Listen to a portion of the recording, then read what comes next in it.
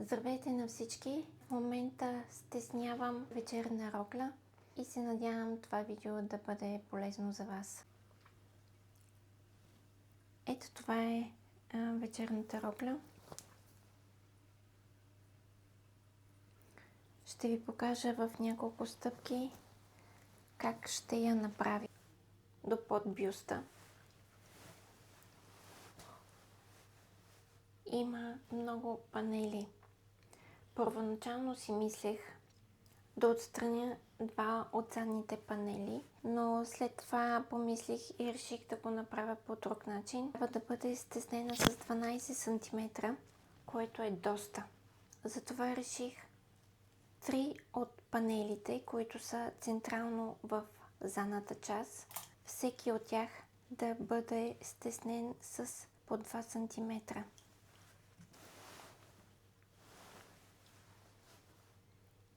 Роклята е направена от шифон и вътрешната страна е подплата. Това, което ще направя е първо разкладя задната част на панелите с помощта на възглавничка или подложка. Този вид шев се нарича френски шев и се използва за по-ефирни и леки платове, като шифон, като органза, сатен.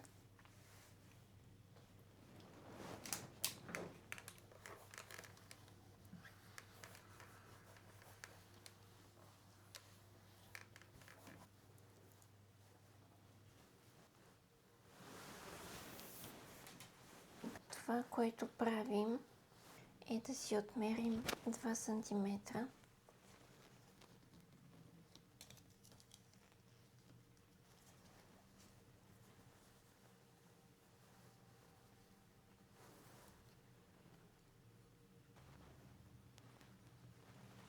На трите панела, които ще стесняваме. Отмервам от началото 2 см, но тъй като роклята е разкроена, няма нужда тези 2 см да продължават по цялата дължина на роклята надолу. Затова ще си отмеря 30 см ето тук. И тези 2 см ще изглеждат ето по този начин до съединяването на оригиналния стар шев. Избираме си подходящ конец и цвят и започваме да шием.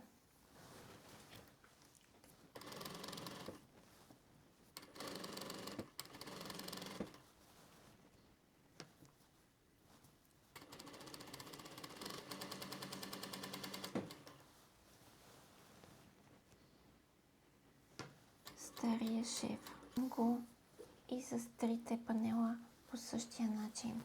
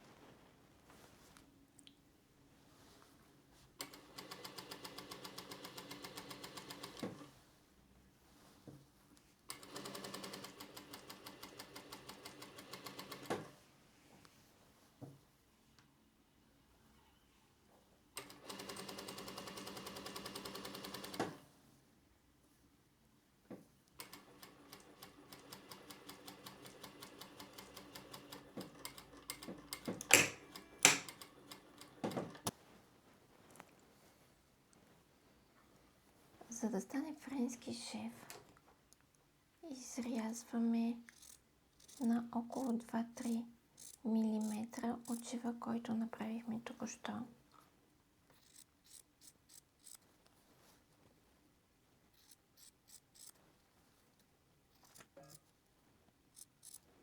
Обръщаме от вътрешната страна на роклята и изминаваме на 0,5 см вътрешен шев. Като се стараем този шев, който от лицевата страна, да ни се пада точно по средата.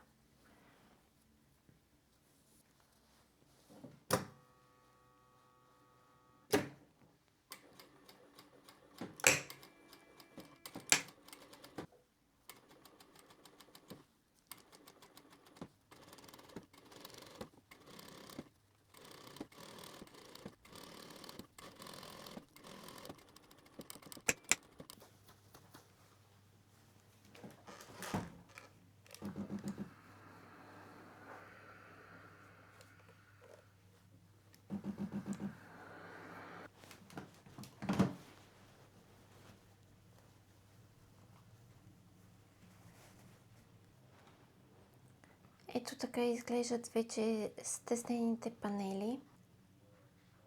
Сега трябва да стесня лицевото парче и подплатата на роклята. Бележа си точно шева на задната част, за да знам точно къде ще минава новия шев.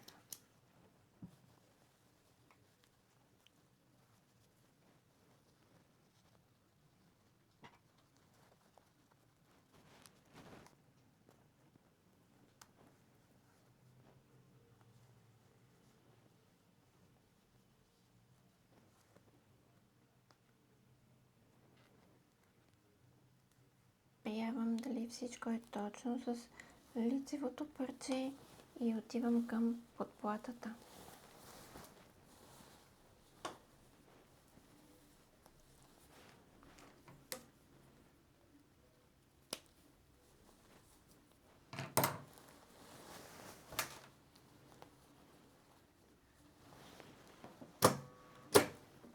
Измервам си 2 см.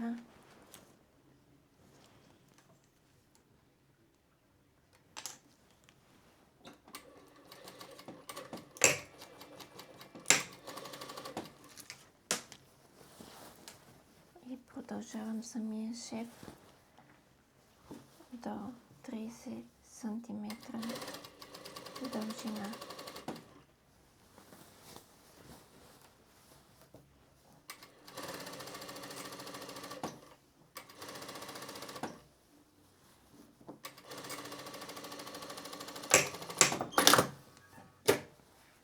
Единия панел е готов.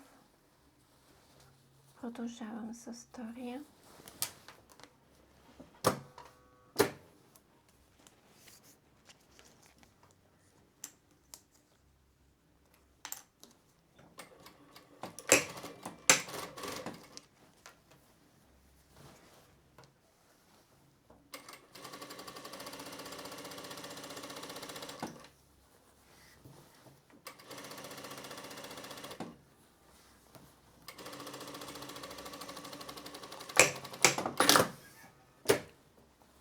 И сега е ред на третия панел.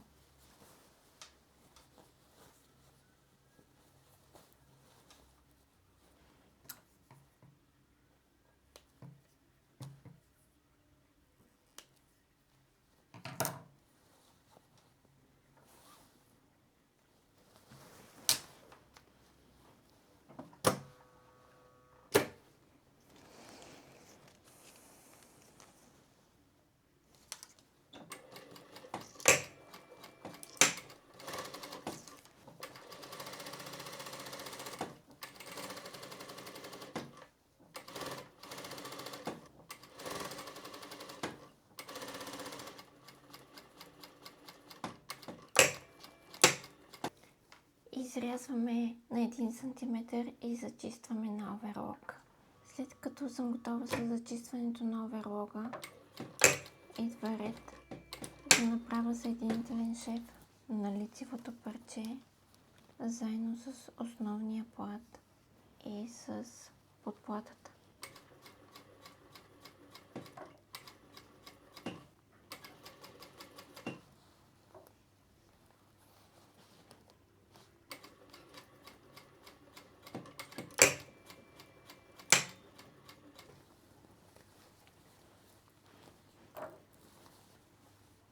ще направя само потискащ тегел, който е върху лицевата част, която е от вътрешната страна.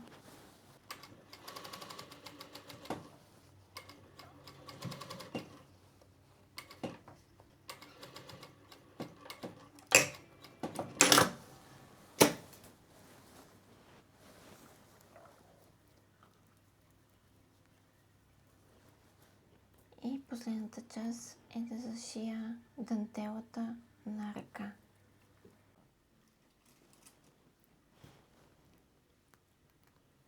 Слагам си няколко кърфички върху дантелата, защото и тя трябва да бъде отрязана.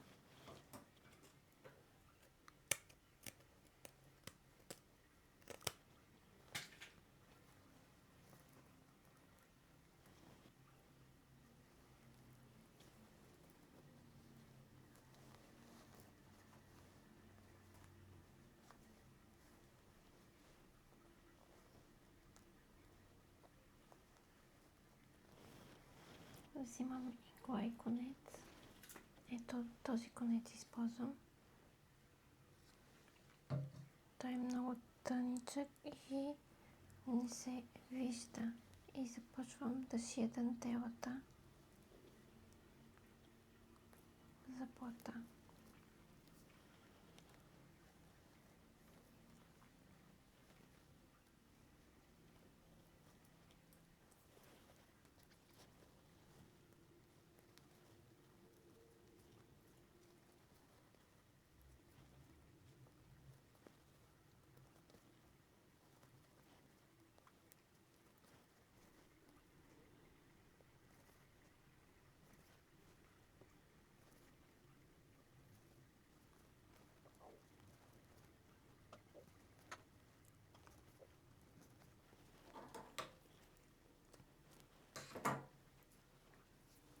Същото прави с долната част на дантелата.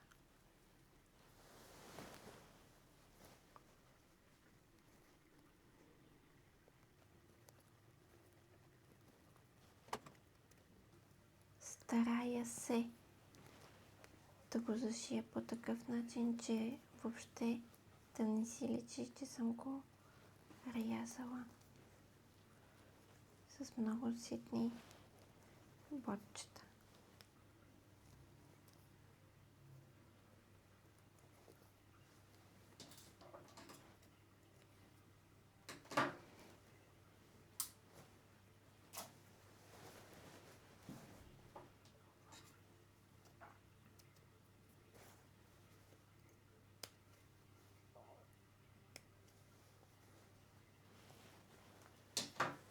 Добре се получи, да? Да.